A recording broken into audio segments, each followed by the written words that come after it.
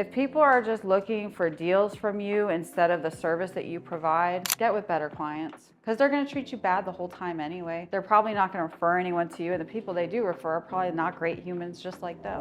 I actually have a limit. I will not show a client more than 10 homes. If it's more than 10 homes, I refer it to someone else. So what happens if I'm not happy with the service provided by my agent? So this is huge for you guys. You should have like a partner or a buddy on, at your brokerage to help you that your clients know, because you don't want to lose the client. Sometimes people the wind blows and they change their mind about you. It's not even your fault. Like maybe the wife thinks you're too pretty, maybe the husband thinks you're too handsome. Like it could be anything. If you have like a buddy that you trust, let them know your client so that instead of losing the client, you could keep them in the system and split the commission, work out a referral. So for us, obviously everyone uses me or one of the other mentors. If an agent isn't responding to the calls, texts, the service is brought to the team's attention and given an opportunity to rectify. The buyer's representation agreement will then be terminated by the buyer with full authority to work with another agent. So we are then instructing them. Let me be clear, I apologize, it was a little confusing. You need to have someone that they can go to before terminating, because you need an opportunity to keep that client. Does that make sense? Because what happens too often when people are not well coached and well trained, for some reason the buyer just decides they don't like you and now you lose them, that's it. You need an opportunity to figure out, A, we have an issue communicating as a society. Like TikTok has made us where we just, or Bumble, or I don't know, something happened, we just move on. But we have to have an opportunity to be able to communicate and rectify the problem together before losing the client. What happens if another agent offers me incentive to work with them? You may not cancel the buyer's representation agreement simply because a better offer has presented itself. An agent is dedicating their time, expertise, and resources to assist you. Signing a buyer's representation means you are committed to working with each other. You should be leery of agents offering kickbacks to their clients. When is the last time your doctor gave you a piece of the insurance money? I remember when I first moved here, there was like a thing where they would give back 1% to their buyer, like that was their business model. And I didn't understand it. I'm like, why are you doing this? Honestly, those are not your clients. If people are just looking for deals from you instead of the service that you provide, get with better clients because they're going to treat you bad the whole time anyway.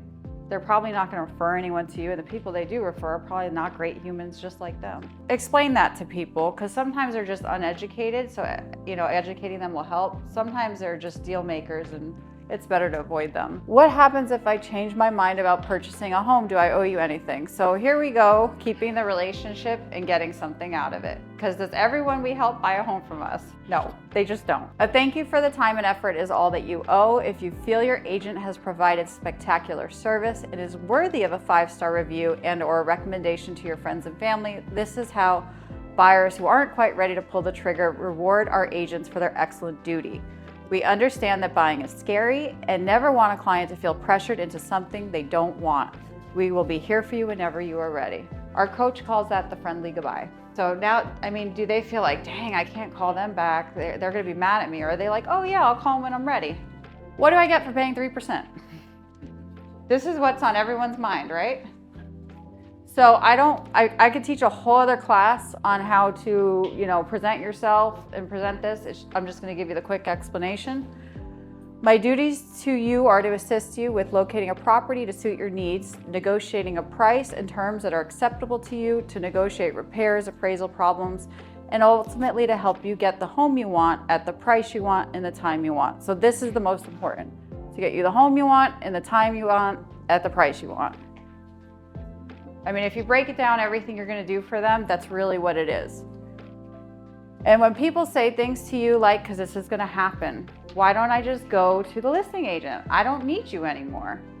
Okay, Mr. and Mrs. Seller, have you ever been divorced? Would you have gone to that divorce without an attorney? If anyone is, like 60% of Americans now have been divorced, so chances 6 out of 10 are going to say, yes, I have. They wouldn't. They wouldn't go to a divorce without an attorney. They wouldn't go without representation. This is a huge asset Why would you go there without any representation? So we've gone through all the tough things, right? We met with them online. They filled out the application. They signed your buyer's rep. What happens now?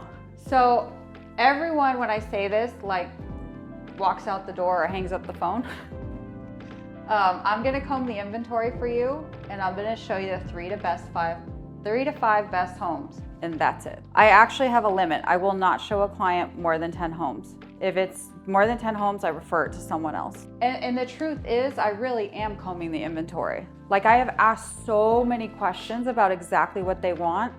I've honed in on the exact area where they want to be, the features of that home, the communities that would be good for them. So the truth is, like, I really know what they want. And if it doesn't exist on the MLS, I'm gonna go out and door knock to find it. Or I'm gonna call the right homes to see if anyone's ready to sell. If you do this right, you'll probably spend like a few hours on it. And then you're gonna present the 3 to 5 best options, and they're gonna pick one. If they don't pick one,